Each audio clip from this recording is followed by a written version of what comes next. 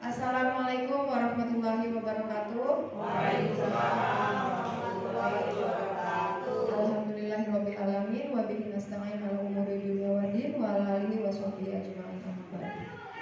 Pertama-tama marilah kita panjatkan puji syukur kehadirat Allah Subhanahu wa taala yang telah memberikan kita nikmat iman dan Islam serta kesehatan sehingga kita dapat berkumpul bersama di tempat ini, yaitu dalam kegiatan diseminasi pengimbasan guru penggerak budaya positif oleh saya yang telah diselenggarakan di Pulau Gadung. Baik Bapak Ibu, kita mulai saja kegiatan hari ini, yaitu dengan materi kita yaitu tentang budaya positif. Nah, di sini saya akan menjelaskan sedikit tentang budaya positif. Jadi budaya positif itu terbagi menjadi 8 bagian yang akan kita pelajari, yaitu yang pertama tentang perubahan paradigma belajar, yaitu disiplin positif, nilai-nilai kebajikan, kebutuhan dasar manusia, motivasi perilaku manusia, posisi kontrol guru, keyakinan kelas, dan segitiga restitusi. Selanjutnya adalah mengubah paradigma stimulus respon ke pendekatan teori kontrol. Jadi ada perbedaan antara stimulus respon dan teori kontrol. Ini adalah tentang pengertian dari disiplin positif. Sebagai pendidik, tujuan kita adalah menciptakan peserta didik yang memiliki disiplin diri, sehingga mereka berperilaku mengacu kepada nilai-nilai kebaikan universal dan memiliki motivasi intrinsik. Intrinsik itu berarti dia muncul dari dalam dirinya sendiri dalam perubahan ke arah yang lebih baik. Selanjutnya, ini adalah nilai-nilai kebajikan yang disepakati bersama, lepas dari suku, agama, bahasa maupun latar belakang, yaitu berkaca dari profil pelajar Pancasila, yaitu beriman bertakwa pada Tuhan Yang Maha Esa dan berakhlak mulia, berkebinekaan global, gotong royong, mandiri, kreatif, dan bernalar etis. Nah, ini adalah kebutuhan dasar manusia. Kebutuhan dasar manusia adalah segala sesuatu yang kita lakukan untuk mendapatkan apa yang kita inginkan. Seluruh tindakan yang kita lakukan memiliki tujuan tertentu, dan semua usaha terbaik yang kita lakukan adalah dalam rangka agar kebutuhan dasar kita terpenuhi dengan baik. Itu adalah pengertian dari kebutuhan dasar manusia. Ini adalah contoh 5 kebutuhan dasar manusia. Kebutuhan dasar manusia itu: 1, bertahan hidup. Yang kedua, kasih sayang dan rasa diterima. Maksudnya rasa diterima, diperdulikan, berbagi, kerjasama, menjadi bagian dalam kelompok tersebut. Yaitu yang ketiga, yaitu penguasaan, harga diri, keinginan untuk dianggap memimpin, berprestasi, diakui dan didengar. Lalu kebutuhan manusia yang kelima yaitu keinginan untuk kebebasan. Maksudnya adalah mandiri, memiliki pilihan, mencoba hal baru, mampu mengendalikan arah dirinya. Yang terakhir adalah untuk kesenangan. Maksudnya untuk bermain, humor, antusias, dan tertawa. Nah, ini adalah motivasi perilaku manusia itu terbagi menjadi 2. Yang pertama adalah motivasi ekstrinsik. Ekstrinsik itu muncul dari lingkungan luar, yaitu untuk menghindari ketidaknyamanan atau hukuman. Yang kedua, untuk mendapatkan imbalan atau penghargaan dari orang lain. Yang kedua yaitu motivasi intrinsik, berarti munculnya dari dalam diri sendiri, untuk menjadi orang yang mereka inginkan dan menghargai diri sendiri dengan nilai-nilai yang mereka percaya. Jadi kalau menurut saya, dari kedua motivasi tersebut yang paling baik adalah ketika motivasi itu muncul dari dalam diri kita sendiri, tapi bukan dari orang lain. Seperti itu. Lanjut. Nah, ini adalah perbedaan dari hukuman, konsekuensi, dan restitusi. Yang pertama adalah hukuman. Yang kedua, murid tidak tahu apa yang akan terjadi atau tidak dilibatkan. Yang ketiga, bersifat bersifat satu arah. Selanjutnya berupa hukuman fisik atau psikis. Itu adalah hukuman. Nah, sekarang kita lihat perbedaan yang kedua, konsekuensi. Konsekuensi itu biasanya terencana atau disepakati sesuai peraturan. Contoh, jika kamu mencontek maka akan, itu adalah konsekuensi. Lalu yang kedua adalah murid tetap dibuat tidak nyaman. Dengan adanya konsekuensi itu tetap murid dibuat tidak nyaman. Lalu yang ketiga, sikap guru selalu memonitor murid. Yang terakhir ada restitusi.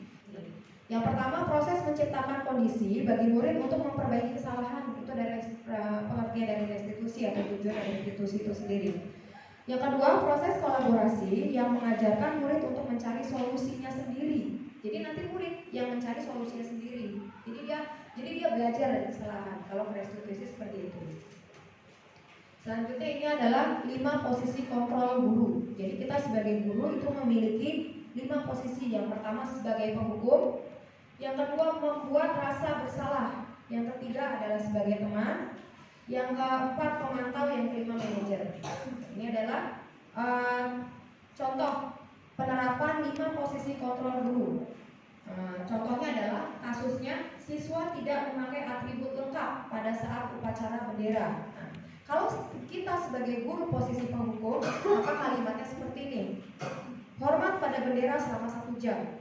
Itu adalah penghukum, karena kalimatnya seperti itu. Jadi hormat pada bendera selama 1 jam. Sedangkan kalau sebagai pembuat rasa bersalah, kalimatnya berapa kali ibu bapak harus memberitahu kamu selalu saja mengecewakan ibu atau bapak. Nah, itu adalah membuat rasa bersalah di dalam diri siswa itu merasa, oh iya saya salah setelah melakukan hal ini. Lalu yang ketiga adalah sebagai teman. Posisi kita sebagai guru adalah penerapan posisi kontrol guru sebagai teman. Yang keempat adalah sebagai pemantau. Kamu sudah melanggar peraturan sekolah, kamu tahu konsekuensinya kan? Setelah upacara, kamu beri atributnya ya ke koperasi dan jangan bilang-bilang tahu. Nah, yang terakhir sebagai manajer, apakah kamu tahu kesalahanmu? Kira-kira bagaimana kamu memperbaiki kesalahanmu? Salam bahagia Ibu dan Bapak guru hebat. Dalam penerapan disiplin positif restitusi, salah satu program yang dikembangkan adalah 5 posisi kontrol. 5 posisi kontrol dalam restitusi adalah proses kerja.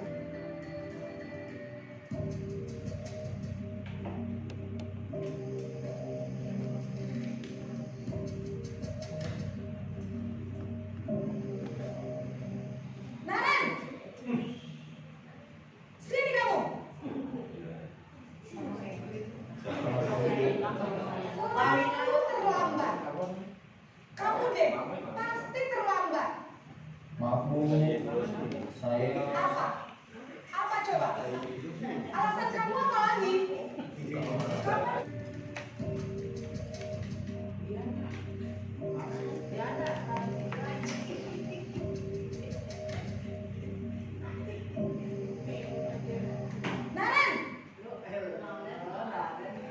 Naren!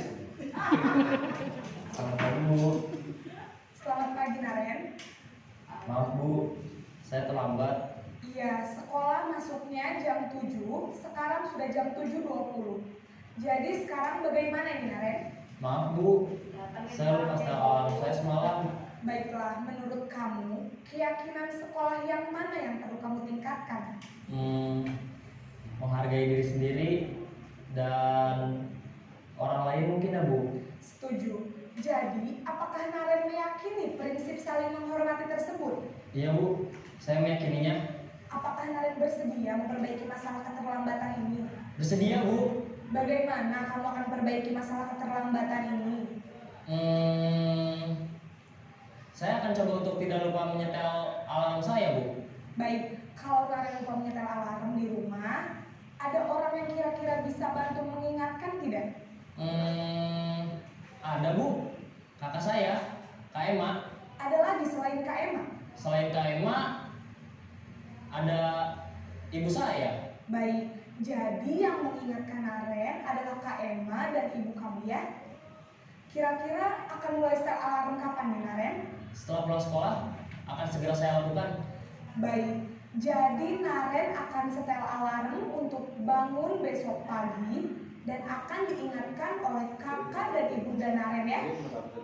Ada lagi yang mungkin perlu dilakukan Naren agar tidak terlambat bangun lagi? Tidak ada Bu. Baik Naren, terima kasih untuk kerjasama kamu. Sekarang kamu perlu kembali ke kelas untuk belajar. Baik Bu, terima kasih. Posisi manajer adalah posisi kontrol yang disarankan untuk membimbing murid memiliki sikap disiplin yang positif, yaitu murid yang mandiri, bertanggung jawab, dan dapat memecahkan masalah. Tujuan dari posisi ini adalah agar murid dapat berefleksi atas tindakannya. Guru akan dengan tulus memberikan pertanyaan-pertanyaan bermakna, sehingga membuat murid dapat belajar dari kesalahannya dan mencari sebuah solusi untuk menyelesaikannya. Ibu dan Bapak guru hebat, setelah mengamati adegan kelima posisi kontrol tadi, kira-kira posisi mana yang paling ideal?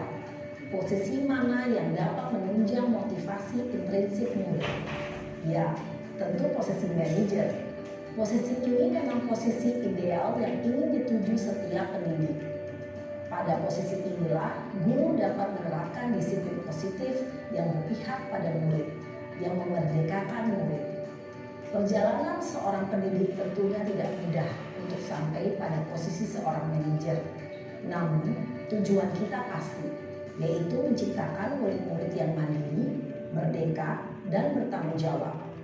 Semoga penggambaran 5 posisi kontrol yang telah diperlihatkan ini dapat menjadi ajang refleksi bagi kita semua, agar dapat terus mengasah dan menerapkan disiplin positif yang memerdekakan murid. Mari terus berlatih dan bersemangat. Selamat menerapkan. Salam dan bahagia Ibu dan Bapak guru hebat. Selanjutnya, materi selanjutnya itu tentang keyakinan kelas. Keyakinan kelas ini nanti dapat Bapak Ibu lakukan di kelas masing-masing atau sebagai guru mata pelajaran bisa melakukannya di kelas juga sebagai guru mata pelajaran. Kalau keyakinan kelas itu biasanya dilakukan oleh wali kelas. Jadi nanti membuat keyakinan kelas. Kalau guru mata pelajaran seperti saya, biasanya membuat adalah kesepakatan belajar. Nah, ini adalah penjelasan tentang keyakinan kelas. Pembentukan keyakinan kelas yaitu bersifat abstrak. Nah, yang kedua berupa pernyataan universal umum, berarti pernyataannya. Yang ketiga sedikit saja agar mudah diingat. Yang keempat sesuai dengan kondisi kelas dan sekolah sehingga mudah diterapkannya. Semua warga sekolah atau warga kelas dilibatkan saat membuat keyakinan kelas. Nah, itu adalah pembuatan. Ini adalah dokumentasi ketika saya membuat kesepakatan belajar kalau sebagai guru mata pelajaran ya Bapak Ibu ya. Kalau wali kelas nanti pembentukan keyakinan kelas.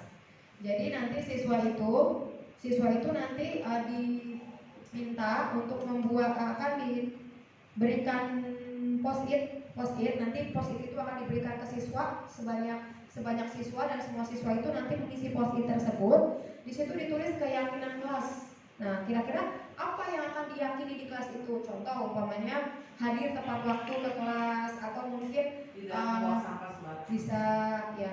Terus apalagi mungkin pokoknya keyakinan kelas yang mereka dapat lakukan ketika pembelajaran dengan guru tersebut atau dengan Bapak Ibu wali kelas tersebut. Itu adalah contoh yang saya buat. Maaf yang di sebelah ujung itu adalah seperti itu nanti jadinya. Nanti siswa-siswi tersebut diberikan hak untuk menuliskan apa yang diyakini, ditempel. Setelah itu baru mereka nanti menuliskan. Kira-kira kalau seandainya ada yang sama dari apa yang telah ditulis temannya, nanti dibuat simpulan. Kan contohnya temannya tidak bermain HP di kelas, nanti temannya lagi tidak berisik di kelas atau tidak bercanda. Berisik bercanda kan sama ya. Jadi nanti mungkin bisa dijadikan satu simpulan. Jadi tidak bercanda di kelas. Nanti seperti itu. Dan keyakinan kelas yang telah kita buat atau kesepakatan belajar bisa kita tempel di kelas kita. Nanti itu akan jadi pedoman siswa sehari-hari di kelas tersebut. Seperti itu. Sehari-hari di kelas tersebut. Jadi ketika nanti ada siswa melakukan kesalahan, siswa tersebut diingatkan kembali keyakinan kelas yang sudah mereka buat. Seperti itu. Jadi bukan kesepakatan ya, bukan kesepakatan kelas. Kenapa? Karena kalau kesepakatan hanya disepakati saja, tidak diyakini. Tapi kalau diyakini berarti sudah dari dalam dirinya sendiri yakin apa yang sudah ditulis itu benar-benar sudah sesuai dengan kesepakatan yang teman-temannya buat dan dirinya sendiri. Seperti itu Bapak Ibu. Nah, ini adalah segitiga restitusi, suatu proses dialog yang dijalankan oleh guru agar dapat menghasilkan murid yang mandiri dan bertanggung jawab. Nah, ini adalah segitiga restitusi. Yang pertama, segitiga restitusi itu kan tadi namanya segitiga berarti ada 3. Berarti terbagi menjadi 3. Yang pertama yaitu menstabilkan identitas. Jadi ketika nanti ada contoh saya buat dialog tentang segitiga restitusi. Tapi ini adalah penjelasannya.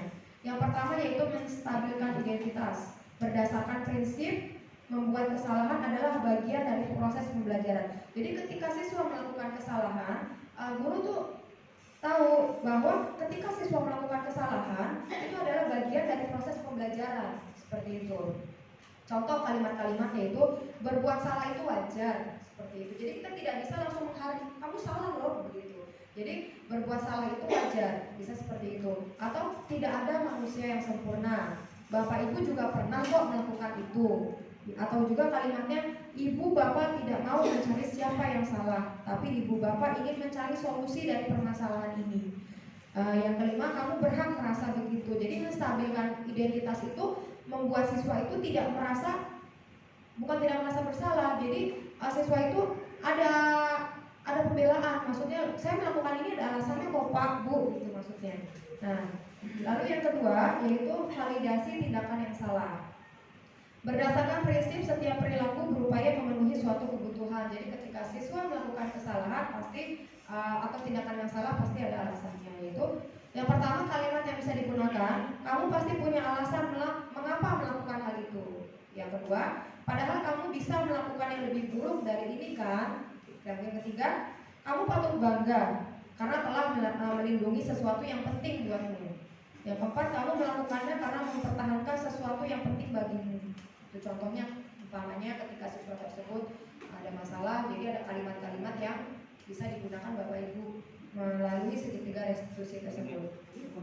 Nah, lalu yang ketiga adalah restitusi yang ketiga, yaitu menanyakan keyakinan. Keyakinan apa maksudnya? Keyakinan kelas yang sudah dibuat, tadi keyakinan kelas.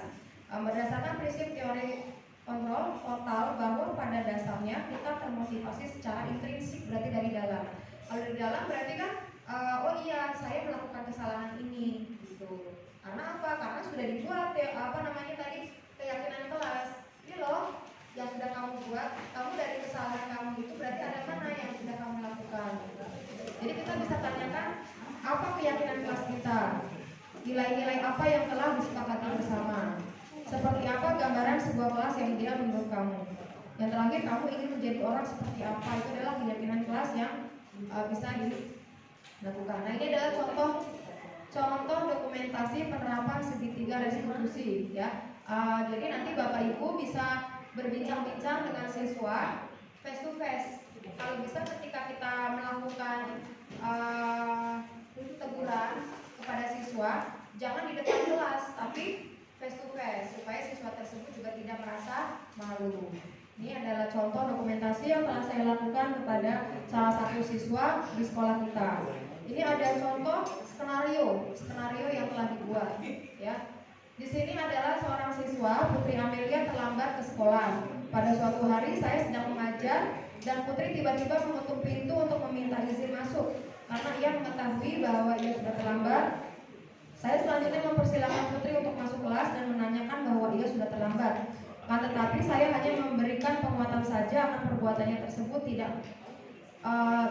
dan masih memberikannya senyum dan mempersilahkan Putri untuk duduk mengikuti pelajaran dengan ketentuan bahwa Putri menghadap kepada saya pada jam istirahat.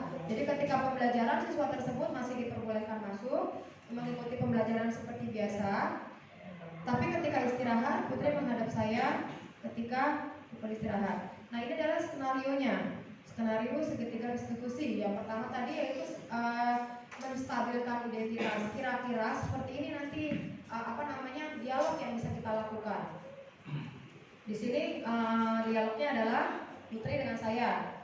Situ assalamualaikum Bu, kata saya waalaikumsalam. Silakan masuk Putri, silakan duduk. Baik Bu, terima kasih. Bagaimana kabarmu? Kita bisa bertanya dulu kabar. Jadi kita tidak langsung menghardik atau marah pada siswa tersebut. Baik Bu, Putri, bagaimana perasaanmu Ibu panggil? Mungkin bisa bertanya seperti itu. Jadi siswa tersebut akan jawab sesuai dengan apa yang dirasakan. Gugup Bu, mengapa gugup? Karena saya terlambat sekolah. Berarti siswa tersebut sudah tahu kesalahannya. Saya terlambat sekolah. Baik, kalau boleh dalam untuk menyelesaikan masalah Putri, boleh Bu. Putri tadi terlambat, bolehkah Ibu memberikan masukan kepada Putri? Ya Bu. Putri, setiap orang punya masalah. Tidak ada orang yang tidak punya masalah, benar tidak? Jadi di situ ya tadi kalimat menstabilkan identitas. Setiap manusia punya kesalahan, tidak ada yang tidak membuat masalah. Atau bisa kalimat-kalimat yang tadi. Lalu masuk ke skenario segitiga restitusi yang kedua, yaitu validasi tindakan yang salah. Benar Bu, tadi sudah jawab. Baik, kalau begitu, apa penyebab Putri terlambat datang ke sekolah? Karena bangun kesiangan. Bangun kesiangan, kalau begitu apa alasan Putri bangun kesiangan? Begadang Bu, katanya. Oh begadang. Coba ceritakan apa Putri kerjakan sehingga larut baru tidur. Main HP atau main game Bu di HP. Coba sekarang Putri renungkan, apakah ketika bermain harus lupa dengan waktu? Tidak Bu. Ya tidak, kita harus membagi waktu. Sekarang coba Putri kemukakan dampak yang diakibatkan dari kurang istirahat di malam hari. Mengantuk dan terganggunya kesehatan. Ya benar, sekarang coba Putri rasakan, Putri mengantuk tidak? Mengantuk Bu. Nah sekarang coba Putri ingat-ingat keyakinan kelas mana yang Putri langgar. Jadi kita tanyakan keyakinannya. Kita tanyakan kepada siswa tersebut apa yang sudah dibuat tadi, yang sudah disepakati tadi. Itu adalah menanyakan keyakinan. Lalu kita masuk tuh yang tadi tuh menanyakan keyakinan. Berada di kelas tepat waktu ketika jam pelajaran. Nah, berarti kan tadi di dalam kelas itu ada tulisan berada di kelas tepat waktu ketika jam pelajaran. Berarti si Putri itu tahu ada keyakinan kelas yang dilanggar oleh Putri. Baik, kalau begitu Putri punya solusi tidak untuk menyelesaikan permasalahan Putri? Ya Bu, apa solusinya? Tidur lebih awal. Jam berapa? Di bawah jam 10 malam Bu. Selanjutnya bagaimana dengan bermain gamenya? Dibatasi Bu, jadi disesuaikan dengan waktu tertentu untuk bermain game di HP ya Putri. Ya Bu. Baik Putri, silakan diterapkan pola hidup sehat. Dengan pola hidup sehat yang cukup sehingga Putri tidak lagi bangun kesiangan dan datang lebih awal ke sekolah. Baik Bu, saya akan mencoba terapkan. Selanjutnya karena Putri sudah menyelesaikan masalah Putri, silakan duduk untuk istirahat di luar. Nah itu adalah perbincangan saya dengan Putri. Jadi itu adalah tentang segitiga restitusi Bapak Ibu ya. Tadi kan di situ kan yang tadi sudah saya jelaskan. Jadi ada hukuman, ada konsekuensi dan ada segitiga restitusi tadi. Jadi itu adalah tahapan. Jadi kalau menurut informasi atau paparan yang dijelaskan, yang paling baik dari ketiga tersebut yaitu tentang segitiga restitusi karena siswa tersebut mampu menyadari kesalahan tersebut. Baik Bapak Ibu, terima kasih sudah mendengarkan diseminasi saya tentang budaya positif. Mudah-mudahan apa yang saya sampaikan bermanfaat untuk kita semua dan terutama untuk saya sendiri. Bila kita berhidayah,